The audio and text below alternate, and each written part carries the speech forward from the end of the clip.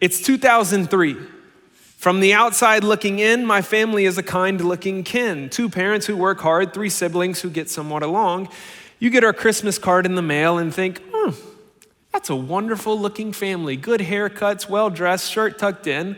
They must be nice. But that's from the outside looking in. So let me let you into Halloween night of 2003. We get home from the neighborhood rush and get into the living room and do the thing where you dump all your candy onto the floor and each kid has their pile. And I notice in my brother's pile something that catches my eye. A glossy, delicious looking candy cane, 2 months early, just waiting there to be enjoyed. And simply put, he had what I wanted. I got no candy cane. So in that situation, I'm left with 2 options. I can swallow my pride and be happy for him, or I can wrestle. So the match begins, ding, ding, ding. As the younger brother, my smaller stature limits my strategy, and so I do what the younger sibling does in that moment. I take to biting. And I don't remember much from my childhood, but for some reason, I remember this moment because it wasn't but a few seconds later, and I was holding that glossy candy cane, and blood was just dripping down my brother's chest. There's still a chip, a mark right there. You can ask him about it. A moment happened, and my selfishness led me to do something, and I got what he had. Now, what's the point? The point is that that's why I start celebrating Christmas this time of year and don't really like Halloween. I'm joking, it's not the point at all. The point is what looked seemingly sweet from the outside, when you got in, you saw selfishness. Sweetness from the outside, selfishness on the inside.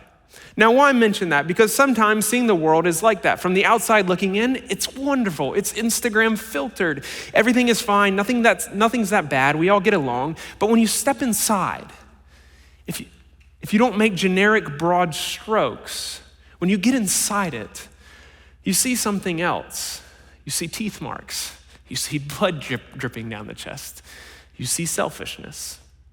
Louis Armstrong once sang, I promise I can do the voice, but I'm not gonna do it in this moment. I see trees of green, red roses too. I see them bloom for me and you. And I think to myself, what a wonderful world. I see skies of blue and clouds of white, the bright blessed day and this dark sacred night. And I think to myself, what a wonderful world. The colors of the rainbow so pretty in the sky are also on the faces of the people going by. I see friends shaking hands saying, how do you do? They're really saying, I love you. I hear babies cry and I watch them grow. They'll learn much more than I'll ever know. And I think to myself, what a wonderful world. Yes, I think to myself, what a wonderful world. When you see the world, do you think like that? Notice he says, I see, and therefore I think. What a wonderful world. And I'm just gonna shoot you straight today. Ecclesiastes does the exact opposite. The exact opposite. He sees something, and then he thinks, what a selfish world. Instead of seeing rainbows and clouds and kids happy, he sees tears in the eyes of the oppressed, envy in the hearts of the hardworking men, a man who had made it but had no one around him and was isolated. A man who was so obsessed with money but lost it all on a blackjack table. He sees the sad realities of a selfish world. When he thinks to himself, he says, oh, a wonderful but wicked world, a sweet but selfish place. There are 3 questions that he'll answer and that I think we all have in our life. What's wrong with the world? How do I live within it, and how can it be fixed? Those are 3 questions you will try to answer your whole life and inform how you live. What's wrong with the world? How do I live within it, and how can it all be fixed? And he's gonna do that. He's gonna do it like a tour guide. I'm a tour guy. I love paying for a tour wherever I go. And most tour guides, they show you this thing and then they give you a little bit of life advice. You ever notice that? Like I did one for Lincoln and he's like, here's what Lincoln wore. Here's the kind of hat, how tall it was. And this is why dressing well at work matters. And I'm like, I don't think that was the point, sir. But tour guides do that. They show you this thing and then they offer you wisdom. And what Kohelet, the writer of Ecclesiastes, is going to do is he's going to show us the sad realities of a selfish world. And after each, show us some wisdom for how to live within it. Feel good? Okay, first, the 4 sad realities of a selfish world in Ecclesiastes 4 and 5. The first thing he sees is oppression. Chapter 4, verse 1, I saw all the oppressions that are done under the sun. Notice it's plural, it's oppressions. Not just one king, not just one kingdom, but everywhere in all kinds. The Hebrew word for is oshek, meaning to oppress or to treat someone unjustly or violently, often referring to the vulnerable. The Latin word is opprimere. It literally means to press down. In other words, oppression is a word picture. Power in my hands, and I'm willing to step on someone because of it. One commentator said, oppression is accumulation without regard. I just care about getting mine, and I'm okay if you get hurt. He continues, and behold, the tears of the oppressed they had no one to comfort them. On the side of their oppressors, there was power, and there was no one to comfort them. When he sees oppression, he sees 2 things. Power in some people's hands, and tears in other people's eyes. Power in some people's hand. They had the ability, they had the power to help others and help others flourish, and they were willing to hurt, not help. And then he sees tears in the eyes of others. Twice he says there was no one to comfort him. Unchecked power and uncomforted tears. That's oppression. The other day, I was talking to my mom this week, and she visited one of our family friends in the hospital whose child has leukemia. And so my mom was visiting the hospital, and as she entered, she came up to one of the nurses at the front desk and struck up a conversation with her. And the nurse was holding a baby who was not the baby my mom was visiting, but was another baby who had leukemia. And my mom said, well, what's the story here? And the nurse's eyes begin to fill up with tears, and she says, some parents came in to have their child checked and found out that it has leukemia, and the parents bailed. Someone had power. Instead of using it to help, they bailed. And now you have tears that aren't comforted. Have you seen that in life? Have you seen unchecked power and uncomforted tears? Have you read about the tears of 27 million people trafficked for their body? In the unchecked power in the hands of the people that get $100 billion from it every year. Have you seen it? Unchecked power, uncomforted tears, it's a horrible thing. What do you do about it? He shows us that's a sad reality of a selfish world, that people with power oppress people, and then there's tears in their eyes. So what do? He gives us 4 pieces of wisdom. A, lament it. Verse 2 and 3, he says, I thought the dead who are already dead more fortunate than the living who are still alive, but better than both is he who has not yet been and has not seen the evil deeds. He doesn't ignore it. He doesn't numb himself to it. He laments it. It's almost just better to have never seen this. This is so horrible. He says, don't be the capital citizens in the Hunger Games. Remember, they're just putting on a bunch of layers of makeup and ignoring the oppressions that are happening in the districts. That's A, lament it. Notice he doesn't try to give a quick fix. He just says this is a horrible thing. This can't be done away with one political move. Number 2, don't be shocked by it.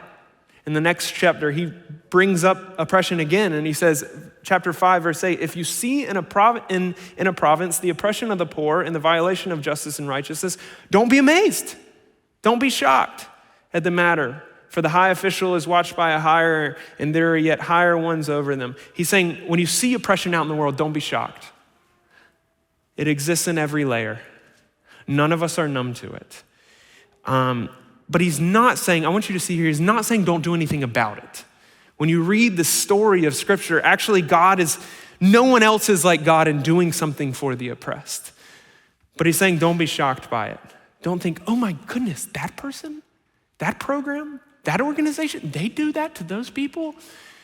Yes, because as Alexander Solzhenitsyn said, the famous quote, the line separating good and evil passes not through states, nor between classes, nor between political parties either, but right through every human heart and through all human hearts. We all have a sick, selfish bend in us that is willing to accumulate a bunch for ourselves and hold on to power and step on someone in the process. So don't be shocked by it when you see it. And then 3, don't give up on authority because of it. The next verse he says, but this is gain for a land in every way, a king committed to cultivated fields. Remember, when you see oppression in the world, remember, a productive king is still a good thing. He's not advocating for anarchy. Since oppression happens because of power, don't throw out the concept of power and authority. The problem is not power, the problem is the human heart.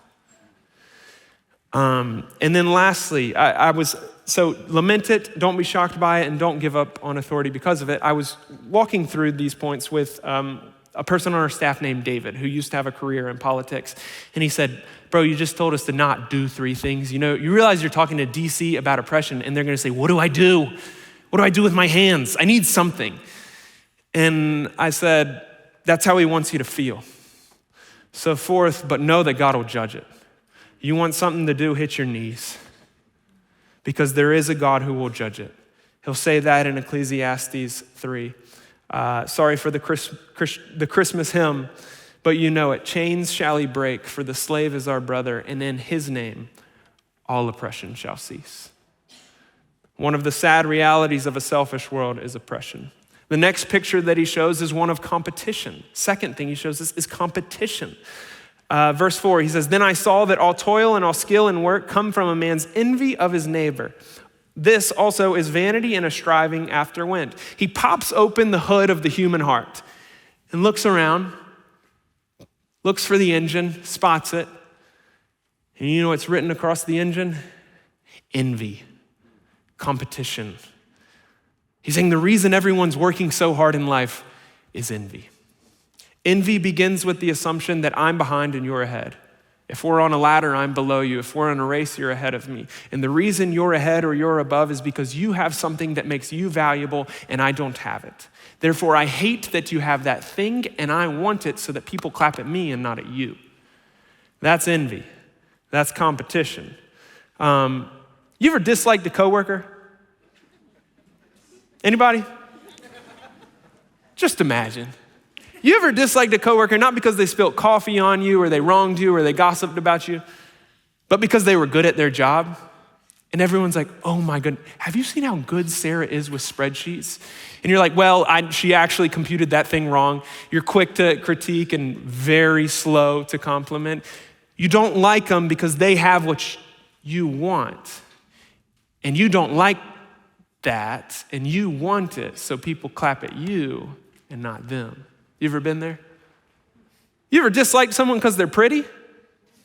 She just has the prettiest eyes. Yeah, but her nose, I don't know. He's so muscular. Yeah, but he's probably spending all his time in the gym. I want what you have, and I hate that you have it because I want to be ahead. C.S. Lewis wrote about this in Mere Christianity. He essentially boiled human sin all down to pride, and then he boiled pride down to competition. He said pride is essentially competitive. Pride gets no pleasure out of having something, only out of having more of it than the next person. We may say that people are proud of being rich or clever or good looking, but they're not.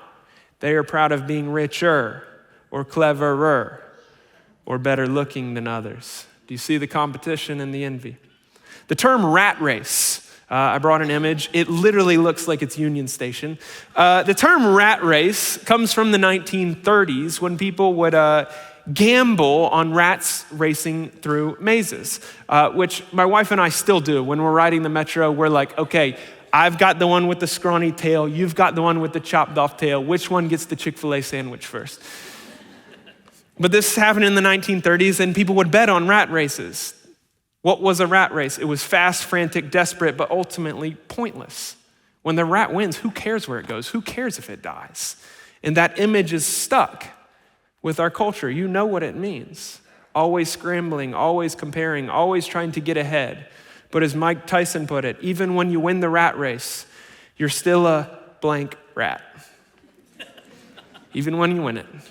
The phrase keeping up with the Joneses Originated in 1913, the New York World newspaper ran a comic strip about a fictional McGinnis family who desperately tried to keep up with their next door neighbor, the Joneses. Today, it's keeping up with the Kardashians. I have a pair of headphones and was wearing them the other day, and someone said, "Are you keeping up with the Kardashians?" And I said, "What?" She said, "That's the Kim K line." I was like, "I just wanted a brown pair of headphones." We're all keeping up with something. What is it for you? Your brother, your sister, your coworker, your Instagram feed, that perfect looking family. Who is it? There's something in the human heart that hates that you have it because I want to be ahead. And Ecclesiastes looks at that and says, that's why you're suiting up and working so hard every day. So what is the wisdom in a world of competition? He'll say it's to work one-handed. Work one-handed. That's what you should do. Verse 5 and 6, the fool folds his hands and eats his own flesh. Better is a handful of quietness than 2 hands full of toil and a striving after the wind. He uses an analogy. He says, my wisdom is a hand analogy. One fool works with no hands. They say, life's a rat race. I don't even want to be a part of it. I'm just going to stand back here. The problem with that fool is they self-cannibalize. He doesn't work for food on his plate or anything. He destroys himself. But then there's another fool who works as hard as I can with 2 hands to get as much as I want. And that's a fool. Because when you get it all, when your arms get full, you realize it was just vanity. But the wise one works one-handed, works contently for what I need, works hard, but contently, and has a hand open to help others. Do you see it? Work one-handed. In a world of competition, that'll make you stand out at your job. I was talking to a door holder this week, and he said he does a lot of writing for work. And he said, usually whenever I finish a project at, let's say, 2 p.m., I immediately just come up with a new project for myself and hope that maybe someone will ask for it and I'll show it to them and they'll clap again. In other words, I keep working and looking for the next thing to get me ahead. And he said, I finally felt God just saying, stop. So I finished my project at 2 p.m. that day, and then I just looked up, and I made myself available to my coworkers and to God. And he said, you know what? At the end of that day, I felt happy. And at the end of most days, I don't. There's wisdom in working one-handed. It'll make you stand out. Okay, so he sees he sees oppression, he sees competition, and the third selfish reality he sees is isolation. Chapter 4, verse 7, it says, again, I saw under the sun one person who has no other, either son or brother, yet there is no end to all his toil, and his eyes are never satisfied with riches. So he never asks, who am I doing this for? This also is vanity and an unhappy business. Picture 1 was of the oppression happening all over the world. Picture 2 was in the envy of everyone's heart. Picture 3 is a man alone with no one in his life and no end to his work. He just keeps his head down and keeps working, never stops to enjoy it, never looks around to say, why am I doing this? He's made it to the top, but he's alone. Charlie Sheen once said, it's lonely at the top, but I like the view. Ecclesiastes completely disagrees with that because hard work led to isolation and isolation led to misery, and that's vanity. A life defined by busyness is an unhappy business. Steinbeck wrote in East of Eden, when a man comes to die, no matter what his talents and influence and genius, if he dies unloved, his life must be a failure to him, and his dying a cold horror. Maya Angelou once wrote, there are some millionaires with money they can't use. Their wives run around like banshees, and their children sing the blues. They've got expensive doctors to cure their hearts of stone, but nobody can make it out here alone. Now, if you listen closely, I'll tell you what I know. Storm clouds are gathering. The wind is going to blow. The race of man is suffering, and I can hear the moan because nobody can make it out here alone. To make it in life, to succeed, to win, but find out you are working so hard that you're alone is to lose. So what's the wisdom? His wisdom, Ecclesiastes' wisdom, make a friend. Make a friend. Verse 9 through 12, two are better than one because they have a good reward for their toil. For if they fall, one will lift up his fellow, but woe to him who is alone when he falls and not another to lift him up. Again, if two lie together, they keep warm, but who can keep them warm? I think I just read the same line twice. And though a man might prevail against one who is alone, two will withstand them. A threefold cord is not quickly broken. He's essentially saying, make a friend. We is greater than me. He's echoing It's a Wonderful Life. No man is a failure who has friends. You must get off the hamster wheel of hard work and trying to define your life by your job and make a friend. Why? He uses journey language to tell you why. Because on a journey, you're gonna fall. And when you fall, you need a friend to pick you up. On a journey, you're gonna get cold. And you need a friend to sleep near you to keep you warm.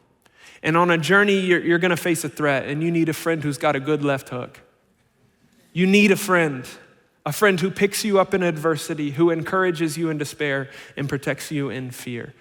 Do you have that kind of friend? Do you have a friend like that? This past month has been quite interesting. My wife, Audrey, got put in the most unfortunate situation because she was supposed to start a new job in the government 3 days after the government shut down. AKA, she never got to start the new job. So she became a full-time baker at her house, and it was quite wonderful. Pastries every morning, chocolate cake at night. But what she needed desperately in that time, even more than a sense of purpose and work, was a friend. And friends were there to pick her up when she fell, to encourage her when she was cold and sad, and to protect her in her fear and anxiety. That's a friend. Do you have a friend like that? To be honest, that's why we're doing so many things like neighborhood nights, family groups, all these things is just to provide an avenue for you to find a friend like that. In a world of isolation, you gotta make a friend. So oppression, number one. Competition, number two. Isolation, number three. Number four, obsession. Sad reality of a selfish world. He sees the tour stops at obsession. Chapter 5, verse 10, he who loves money will not be satisfied with money, nor he who loves wealth with his income. This also is vanity. There's a grievous evil that I have seen under the sun. Riches were kept by their owner to his hurt, and those riches were lost in a bad venture. And he's a father of a son, yet he has nothing in his hand. Moreover, all his days he eats in darkness, in much vexation and sickness and in anger. Picture one, all of oppression. Picture two, envy in the hearts of man. Picture three, someone who made it but was alone. Picture four, a rich guy, had money. But the problem is, money wasn't his problem. It was that he was obsessed with money. He loved money. He was like, George, you're so cute. I need more of you. I just love you. Oh my goodness, you're so crisp. Nothing feels like you. I just have to hold on to you. I actually need more of you. And then he takes it to a blackjack table and loses it all. And realizes when he loses that, he lost his meaning. And so the fourth picture is a man who was wealthy, who loved money, was obsessed with money, lost it all. And now he's at a dinner table alone, eating in darkness, sad and angry. He sees obsession and its consequences. Steve Jobs, on his deathbed, journaled this: I reached the pinnacle of success in the business world. In others' eyes, my life is the epitome of success. However, aside from work, I have little joy. In the end, my wealth is only a fact of life that I'm accustomed to. At this moment, lying on my bed and recalling my life, I realize that all the recognition and wealth that I took so much pride in have paled and become meaningless in the face of death. Happiness does not come from material things of this world. This is, if I gave you all sheets of paper and said, jot down the 3 most successful people of the past 20 years, I bet Steve Jobs makes it on 90%. And you know what he says? He got to the end of his life and he had no joy because he hoarded, he held on to, he took pride in something that when he lost it, he lost meaning. And then he was left without joy. The point I want you to see is sin is not simply doing a bad thing, it's obsessing over a good one. Be it a bottom line, a boyfriend, a boat, a feeling, a family, or fame. Hold on to it, attend to it, obsess over it to the point that it hurts you. And when you lose it, you lose your meaning. What's that thing for you? That if it got lost out of your hands, you don't know who you are anymore. Lose your job and you don't know who you are anymore. Income go down, you don't know who you are anymore. Lose this person or that thing and you lose your meaning. What is that thing? In a world of obsession, what is his wisdom for us? It's 2 words, receive and enjoy. He goes on to say, I want you to notice how many times he says something about giving and something about joy in these 3 verses. Chapter 5, verse 18, behold, what I have seen to be good and fitting is to eat, drink, and find enjoyment in all the toil with which one toils under the sun, the few days of this life that God has given him. For this is his lot. Everyone also to whom God has given wealth and possessions and power to enjoy and to accept his lot and rejoice in his toil. This is the gift of God, for he will not much remember the days of his life because God keeps him occupied with joy in his heart. How do you break out of the trend of obsession? You receive and you enjoy. 3 times he says, God is given, God is given, God is given. That means pleasure, possessions, and power are gifts to be received, not tokens to put in the vending machine of life to give you meaning. And since they're gifts, enjoy them. It would be weird if you got me a Christmas gift and I started worshiping it. If God has given you a gift, it would be weird if you worshiped it. Receive and enjoy. Those are the sad realities of a selfish world: oppression, competition, isolation, and obsession. So back to Louis Armstrong. Are you still thinking, what a wonderful? Probably not. That's not what Kohelet sees. He sees oppression, competition, isolation, and obsession, both out there in the world and in here in my heart. And the hard truth is, this is the very hard truth, that no amount of effort or advice or self-help books or strategy can fix it. These are the problems under the sun, and there's no solution under the sun. But what's beautiful in these 2 chapters of just talking about the problems of the world, in the middle of it, he just talks about going to God. In other words, he's talking about all the problems under the sun, and he just assumes in the middle of it that when you're dealing with the problems under the sun, you'll go to a solution over it. When you're dealing with the horizontal problems of life that can't be fixed by other horizontal solutions, you got to go vertical. And that's what he does. So point 5 is approach God who has approached you. How do you deal with the sad realities of a selfish world? Where do they make sense? Where do they find resolve? How are they writ in you and how are they writ in the world? What is the solution to everything breaking in the world? Approach a God who has approached you. Chapter 5, verse 1 through 7, guard your steps when you go to the house of God. To draw near to listen is better than to offer the sacrifice of fools, for they do not know that they're doing evil. Be not rash with your mouth, nor let your heart be hasty to utter a word before God, for God's in heaven and you're not. Therefore, let your words be few. For a dream comes with much business and a fool's voice with many words. What I want you to see is a couple things. A, that you should approach God. When you're dealing with the hard questions of life, when you're seeing the sick realities of life, go to him. Get near him. Get close to him. Make your priority getting in his proximity. When you're dealing with the problems of life, just get near him. B, why you should approach God, because he's in heaven and you're on earth. I think many of us think, if you're anything like me, heaven is just some distant land where people are skipping on clouds. But no, heaven is the place of the throne, where God's in charge over earth. Therefore, when I'm dealing with the problems on earth, I need someone who's over it. So why should you approach God? Because he's in heaven and you're on earth. C, how should you approach God? It says to draw near to listen is better than to offer the sacrifice of fools. Don't be rash with your mouth. Let your words be few. He's essentially saying, when you talk about how do you go to God, he's saying there's 2 ways. You can either lecture him or you can listen to him. You can either approach God and just try to lecture him, or you can approach God and listen to him. To approach him, to lecture him is, God, I've done this thing. I've been a good person. I've gone to church. I've made the sacrifice. Now, why are you doing this in my life? Why are you doing this out there? Why are you doing this in here? Why did you give this person power? Why are you doing that? thing you're doing it in my family and at work? Why did you give this person that gift? You're so terrible at your job. To lecture God is to make yourself the CEO and God the employee. And God just pops in your office occasionally so you can tell him what he's doing wrong.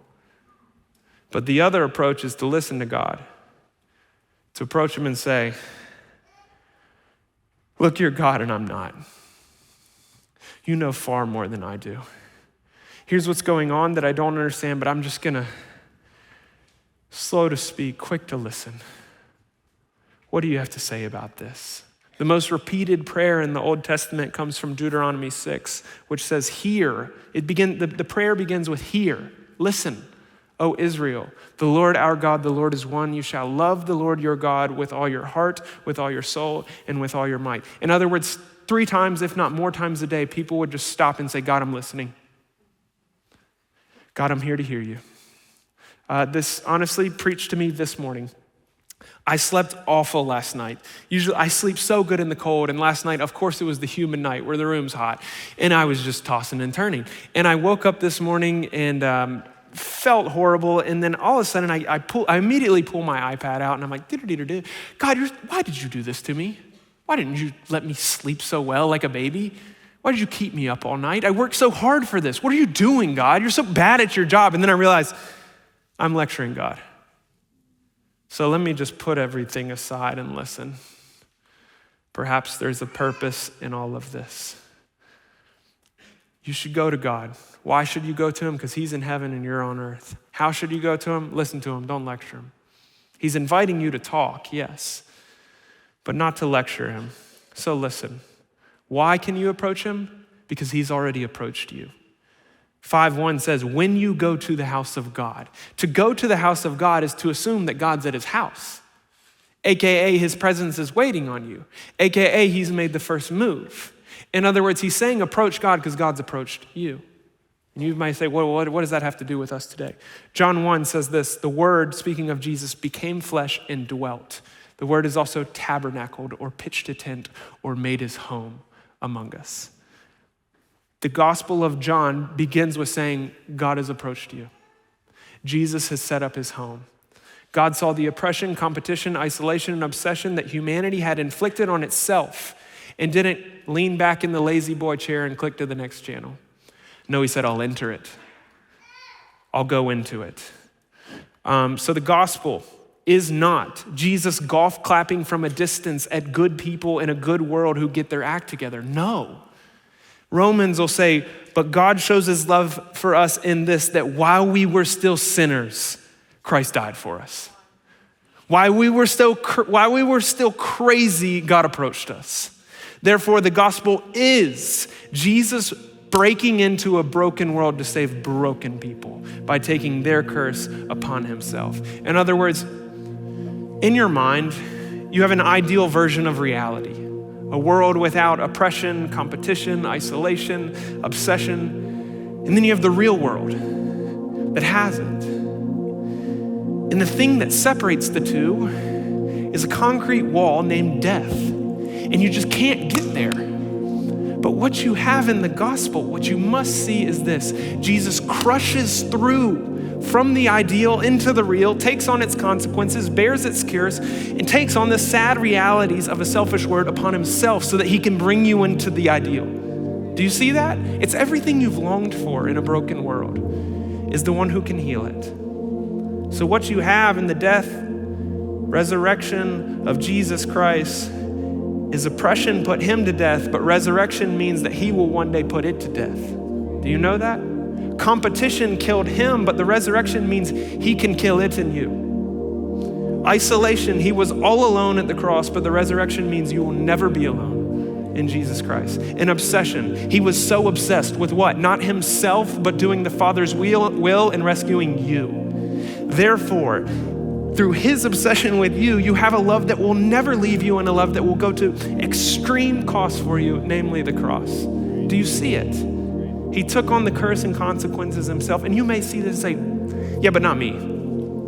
He hasn't approached me. You know what I've done? It's not good. Maybe you feel like the disciple Thomas, which I just so wrongly always get titled. Like, There goes Thomas doubting his football team. You're being doubting Thomas. No.